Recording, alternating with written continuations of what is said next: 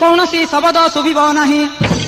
ନିଶବଦ ରାତି ଥିବ ଯେ ହୋଇ କେବଳ ଢୋଲ ଘଣ୍ଟ ବାଜୁଥିବ। ଧାନ ବୁଡ଼ିରେ ଅନ୍ୟାନ୍ୟ ବାଜିବ ଯେ ନୀରବେ ହେବ ଭୋଜନ।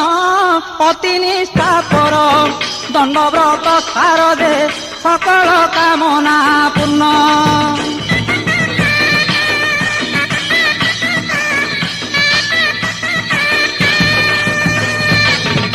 ଦ୍ୱିତୀୟ ଦଣ୍ଡ ଅଟେ ଉଜାଗର। 13 ରାତି କଟାଇବ କଷ୍ଟର। ତୃତୀୟ ଦଣ୍ଡ ଗୃହତ୍ୟାଗୀ ହେବ। ଚତୁର୍ଥେ ମୈଥୁନକୁ ପାଶୋରି ଦିବ ଯେ ପଞ୍ଚମେ ପାଦେ ଚାଲିବ। ଜାନ ଯେ ବାହାନ ପାଦୁକା ଧାରଣ ଯେ ଆଶ୍ରୟକୁ ନ କରିବ।